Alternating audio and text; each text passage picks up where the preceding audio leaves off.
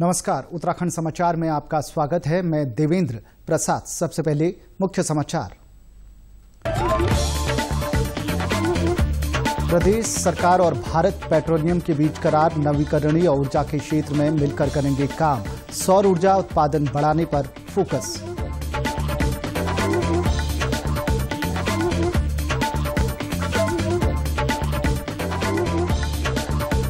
ऋषिकेश से हेमकुंड साहिब के लिए संगतें रवाना। राज्यपाल गुरमीत सिंह और मुख्यमंत्री पुष्कर सिंह धामी रहे मौजूद। 22 मई को खुलेंगे कपाट।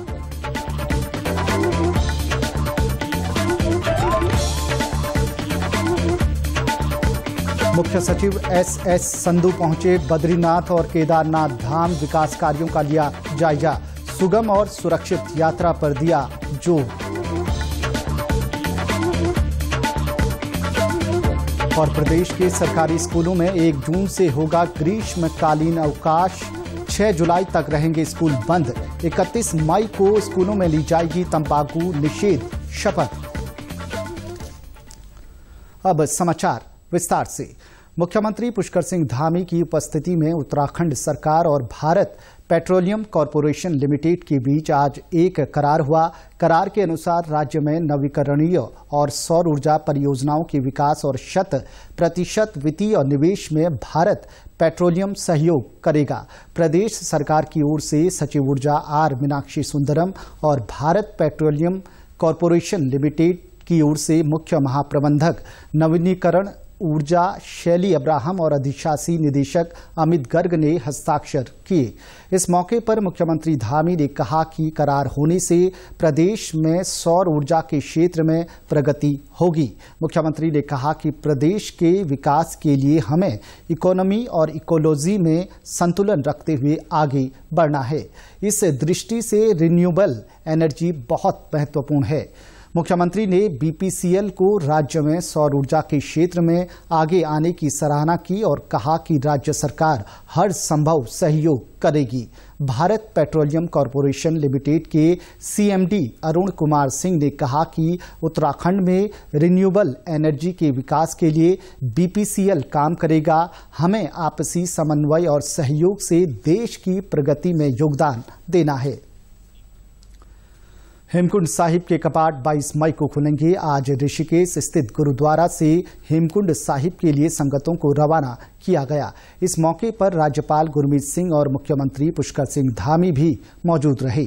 उन्होंने गुरुद्वारा में मत्था टेका और गुरुवाणी पाठ में शामिल हुए। मुख्यमंत्री पुष्कर सिंह धामी ने संगतों को हेमकुंड साहिब यात्रा की शुभकामनाएं दी। मुख्यमंत्री ने कहा कि सरकार सुरक्षित 4 धाम और हेमकुंड साहिब यात्रा के लिए प्रतिबद्ध है।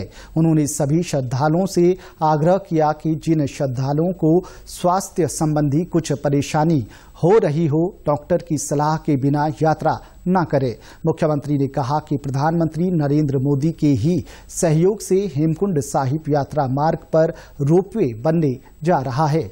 मुख्यमंत्री ने कहा कि सरकार का लक्ष्य है कि 4 धाम हेमकुंड साहिब के अलावा कुमाऊं क्षेत्र और गढ़वाल क्षेत्र के अन्य धार्मिक स्थानों का भी सर्किट विकसित की जाए। मुख्य सचिव डॉक्टर एस संधू ने आज केदारनाथ में चल रहे विकास कार्यों का जायजा लिया। उन्होंने अधिकारियों को आदेश दिए कि विकास कार्यों को गुणवत्तापूर्ण ढंग से समय पर पूरा करें। इसके साथ ही उन्होंने संबंधित अधिकारियों को निर्देश दिए हैं कि केदारनाथ में यात्रियों की सुविधाओं के दृष्टिगत सुविधाओं को विकसित करना है। मुख्य सचिव ने तीर्थ पुरोहितों के लिए बनाए जा रहे आवासीय भवनों का निर्माण कार्यों को प्राथमिकता से करने के निर्देश दिए हैं। इसके अलावा मुख्य सचिव ने चिकित्सालय, कंट्रोल सेंटर, संगम घाट, मंदिर समिति का प्रशासनिक भवन, यात्रियों की सुविधा के लिए बनाए गए रेन शेल्टर, आस्था पथ के निर्माण कार्यों का निरीक्षण किया। निरीक्षण के बाद मुख्य सचिव ने बाबा केदारनाथ के दर्शन कर पूजा अर्चना की तथा प्रदेश की प्रगति और खुशहाली के लिए प्रार्थना की। वहीं मुख्य सचिव इसके बाद बद्रीनाथ धाम पहुंचे। वहां उन्होंने 4 धाम यात्रा व्यवस्थाओं का जायजा लिया। मुख्य सचिव ने helipad, Darshani gate, bus stand, arrival plaza, loop road, शेष नेत्र व बद्रीश झील का निरीक्षण किया। उन्होंने पार्किंग की संख्या बढ़ाने तथा मशीनों की संख्या बढ़ाने के साथ साथ सर्वे की टीमें बढ़ाने के निर्देश दिए हैं।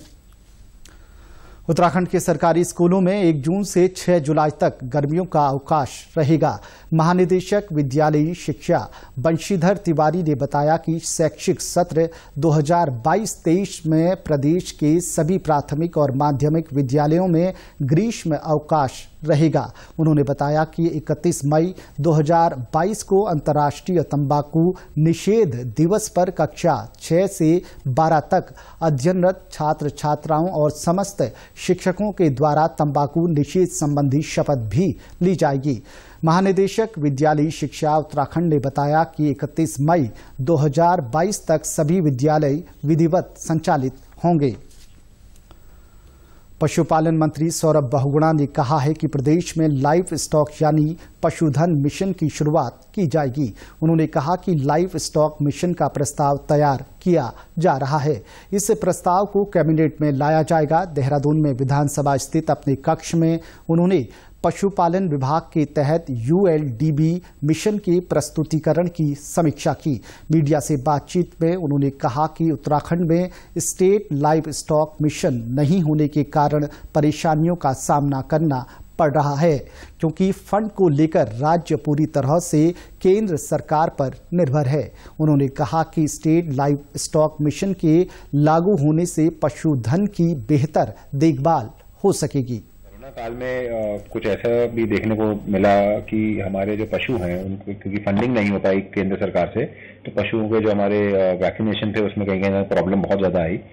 तो मैंने इनको आदेश दिया था कि आप 1 महीने के अंदर एक स्टेट लाइव स्टॉक मिशन का पूरा ड्राफ्ट तैयार करिए और हम लोग उसमें स्टेट को कैबिनेट में लाके इसको इनैक्ट करेंगे ताकि हमारी स्टेट की कुछ फंडिंग हो।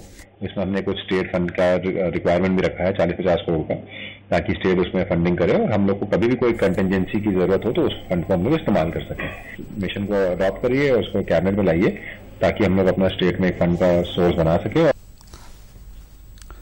समृद्ध वन संपदा के लिए प्रख्यात उत्तराखंड परिंदों के लिए भी सुरक्षित जगह है। यहाँ देश के अन्य हिमालयी राज्यों की तुलना में हिमालयन पक्षियों की सर्वाधिक प्रजातियां हैं। बर्ड काउंट इंडिया के पहले हिमालयन बर्ड सर्वे की प्रारंभिक रिपोर्ट में ये बात सामने आई है। इस रिपोर्ट के अनुसार उत्तराखंड में हिमालयी पक्षियों की 171 प्रजातियां देखी गई हैं। उत्तराखंड तितली ट्रस्ट के संस्थापक संजय सोंधी ने बताया कि बर्ड काउंट इंडिया ने विभिन्न हिमालयी राज्यों में हिमालयी पक्षियों की गणना की। इसका उद्देश्य पक्षियों की मॉनिटरिंग करना और बर्ड वॉचिंग को प्रोत्साहन देना था। 14 मई को हिमालयन बर्ड काउंट हुआ था पूरे हिमालय क्षेत्र में। ये पहली बार भारत में हुआ है और इसका मकसद यही था कि अलग अलग हिमालयन स्टेट्स में हम पता लगाएं कि उस दिन पे कितनी पक्षियां दिख रही हैं और उनकी संख्या क्या है, मॉनिटरिंग के पर्पस से और कि थोड़ा पब्लिक को इन्वॉल्व करने के लिए और बर्ड वॉचिंग को बढ़ावा देने के लिए। संजय सोंधी ने बताया कि दुर्लभ रेड क्रॉस बिल के साथ ही सर्वे टीम ने उत्तराखंड में monal, the wall creeper, spotted nutcracker और स्ट्रीक ब्रेस्टेड शिमिटर बैबलर समेत कई अन्य पक्षी देखे। उन्होंने पक्षी प्रेमियों को उत्तराखंड आने का न्योता दिया है कि बाहर के लोग जो पर्यटक हैं कि आइए, मतलब बहुत ही अच्छी जगह है उत्तराखंड बर्ड वॉचिंग के लिए। बहुत ज्यादा प्रजातियां हैं हमारे उत्तराखंड में 710 बर्ड की प्रजाति मिलती है, भारत में लगभग 1300 है, तो बहुत ही अच्छा बर्ड वॉचिंग की संभावना है। और मैं पब्लिक को यही कहूंगा कि भाई देखो, अगर प्रकृति नहीं बचेगा तो हमारे लिए क्लीन खाना, सफा हवा और सफा पानी नहीं मिलेगी। तो अगर हम जंगल बचाएं और उसके साथ पक्षी भी बचेंगे और संरक्षण भी होगा और लोकल लोगों की आजीविका भी होगी। भारत ने हाल में इंडोनेशिया को हराकर थॉमस कप बैडमिंटन प्रतियोगिता जीत ली। ये टीम उत्तराखंड के शटलर लक्ष्य सेन की अगुवाई में खेल रही थी। भारतीय टीम की इस उपलब्धि पर प्रदेश के खेल प्रेमियों में भारी उत्साह है। उत्तराखंड बैडमिंटन एसोसिएशन की प्रदेश अध्यक्ष अलकनंदा अशोक ने कहा कि लक्ष्य सेन के उत्कृष्ट प्रदर्शन से हम गौरवान्वित हैं। लक्ष्य उभरता हुआ खिलाड़ी है, भविष्य में वो नया कीर्तिमान स्थापित करेगा। उत्तराखंड स्टेट बैडमिंटन एसोसिएशन की तरफ से मैं थॉमस कप में जो हमारी टीम अभी जीती है उसको मैं बहुत हार्दिक बधाई देना चाहती हूं। सभी खिलाड़ियों ने बहुत ही उच्च कोटि के खेल का प्रदर्शन किया और 73 इयर्स के बाद भारतवर्ष के हर एक नागरिक को उनके ऊपर बहुत ज्यादा गर्व है। इसी उसमें हमारे लक्ष्य सेन जो उत्तराखंड के खिलाड़ी हैं, उनको बचपन से हम लोगों ने खेलते हुए देखा है और हमें बहुत ही आज गर्व महसूस हो रहा है और हम लोग बहुत रोमांचित हैं कि हमारे इस उभरते हुए बैडमिंटन के खिलाड़ी ने थॉमस के फाइनल में बहुत ही उत्कृष्ट प्रदर्शन किया। अल्मोड़ा के उप जिला क्रीड़ा अधिकारी अरुण बंगियाल ने कहा कि लक्ष्य के प्रदर्शन और भारत की जीत से अन्य खिलाड़ियों को प्रोत्साहन मिलेगा। लक्ष्य की जीत से हम सभी यहाँ पर बहुत ज़्यादा खुश हैं और हमारे बच्चों को काफ़ी इससे एक मोटिवेशन मिला है और ये जीत एक ऐतिहासिक जीत है जिस जीत ने पूरे विश्व में कीर्तिमान स्थापित किया है और इस जीत से हमारे बच्चों को एक प्रेरणा मिली है और लक्ष्य हमेशा हमारे खिलाड़ियों के और सबके लिए एक प्रेरणा स्रोत रहे हैं। राष्ट्रीय खिलाड़ी रहे सुरेश कर्नाटक ने भी लक्ष्य के उत्कृष्ट प्रदर्शन की सराहना की। लक्ष्य सेन के साथी खिलाड़ी प्रियादानो आदित्य ने लक्ष्य की उपलब्धि पर बहुत खुश हैं। साथी खिलाड़ी तन्नू पुंडित ने कहा कि लक्ष्य की उपलब्धि पर उन्हें गर्व है। उन्होंने अभी थॉमस कप जीता रिसेंट में, वो हमारे पूरे इंडिया के लिए, पूरे वर्ल्ड के लिए काफ़ी बड़ा मोटिवेशन और इंस्पायरिंग मूवमेंट था। वो हमने उन्हें स्टार्टिंग से खेलते हुए देखा है, जब उनकी ट्रेनिंग ली, उनके साथ ट्रेनिंग लिया और जो उनके कोच व फादर हैं डीके सेन सर जी, उनसे भी हमने काफ़ी प्रैक्टिस लिया। लक्ष्य भैया से हम बहुत मोटिवेट होते हैं जो कि उन्होंने इस बार थॉमस कप में मतलब कि 73 ईयर बाद मेडल जो लिया है। लक्ष्य सेन को मैं बहुत अच्छी तरीके से जानता हूँ। उसने बचपन में हमारे साथ यहाँ खेला है। उसके खेल को मैं शुरू से देखता आया हूँ। वो बहुत अनुशासित खिलाड़ी था और उनके पिता और कोच सेन साहब ने उनको बड़े अच्छे ढंग से ट्रेनिंग दी। अल्मोड़ा के NH बहुगुणा स्टेडियम में खेलो इंडिया कोच राष्ट्रीय बैडमिंटन खिलाड़ी और लक्ष्य सेन की साथी स्मृति नगरकोटी ने कहा कि लक्ष्य में खेल के प्रति लगन थी, जिस कारण आज थॉमस कप में जीत दिलाकर उन्होंने गौरवान्वित किया है। लक्ष्य को बचपन से ही खेलते हुए देखा है क्योंकि हम लोगों ने साथ ही प्रैक्टिस करी है। मैं भी सेन सर की स्टूडेंट रह चुकी हूँ और जिस तरीके से सेन सर ने लक्ष्य को और सारे प्लेयर्स को प्रैक्टिस कराई है, उसके लिए तो कोई शब्द बोले नहीं जा सकते। हम में से बहुत सारे जो प्लेयर्स हैं बहुत अच्छी जगह हैं और जहाँ तक लक्ष्य ने जो मेहनत करी है वो बहुत अच्छी मेहनत उसने करी। उधम सिंह नगर के 100 आंगनबाड़ी केंद्रों को आधुनिक बनाने की दिशा में प्रयास किए जा रहे हैं। एक गैर सरकारी संस्था आंगनबाड़ी केंद्रों के नए भवन बनाने में जुटी है। इन भवनों में सभी आधुनिक सुविधाएं मौजूद हैं। किच्छा तहसील के पक्की खमरिया गांव में निर्मित मॉडर्न आंगनबाड़ी केंद्र भवन का लोकार्पण किया गया। स्थानीय और ग्राम प्रधान, जिला कार्यक्रम अधिकारी और गैर सरकारी संस्था के प्रतिनिधि ने संयुक्त रूप से लोकार्पण किया। जिला कार्यक्रम अधिकारी उदय प्रताप सिंह ने बताया कि गैर सरकारी संस्था द्वारा 80 केंद्रों पर क्षतिग्रस्त भवनों की मरम्मत के लिए लघु 4 करोड़ की धनराशि देने की स्वीकृति की है। उन्होंने बताया कि इन भवनों में बच्चों की हर सुख सुविधा मौजूद है। इससे छोटे बच्चों का आकर्षण आंगनबाड़ी केंद्रों के प्रति बढ़ेगा। आंगनबाड़ी केंद्र की सबसे बड़ी खासियत ये है, ये एक मॉडल केंद्र के रूप में डेवलप किया गया है और इसमें जो शिक्षा नीति है 2020 की भारत सरकार की, उसके अनुसार एक जो है मॉडल के रूप में नर्सरी को ध्यान में रखते हुए, जहां से बच्चे इस तरह से हम लोग तैयार करेंगे जो बच्चे जो है प्राथमिक विद्यालय में कक्षा 1 में एडमिशन ले सकेंगे। संस्था की प्रतिनिधि गीता डोबरियाल ने बताया कि हमारा प्रयास है कि बच्चों का सरकारी स्कूलों में आंगनबाड़ी केंद्रों के प्रति आकर्षण बढ़े, जिससे कि शिक्षा के स्तर में व्यापक सुधार होगा। जो आंगनबाड़ी केंद्र तैयार किया गया है इसका जो मुख्य आकर्षण है, आप देख रहे होंगे कि वॉल राइटिंग्स हैं और बच्चों के खेलने के लिए उनके खिलौने हैं, बैठने के लिए सुंदर कुर्सियां, मेज, झूले वगैरह सारी सुविधाएं। एक तरह से इस आंगनवाड़ी केंद्र को बच्चों का आकर्षण केंद्र बनाने की कोशिश की गई है। पक्की खमरिया की ग्राम प्रधान रिंकी कौर का कहना है कि संस्था द्वारा हाईटेक आंगनबाड़ी केंद्र में नए नए माध्यम से शिक्षा के प्रति आकर्षित करने का प्रयास किया गया है ताकि बच्चे शिक्षा की मुख्यधारा से जुड़ सकें। प्ले स्कूल है, ये एक हाईटेक प्ले स्कूल है। ये बच्चों के लिए उदाहरण है कि यहाँ पे आए और यहाँ पे किस तरह से नई नई चीजों से कैसे शिक्षा ग्रहण की जाती है। उनका मतलब इन्वॉल्वमेंट जो है बहुत अच्छा है। इसमें बच्चों को खेल कूद के साथ कैसे खेल खेल में पढ़ाई सिखाई जाती है वो बताया जाता है। अगर यहीं से नींव बच्चे की अच्छी होगी तो वो आगे अपना फ्यूचर में अच्छी पढ़ाई करेंगे और आगे जाके अच्छा ही बनना चाहेंगे।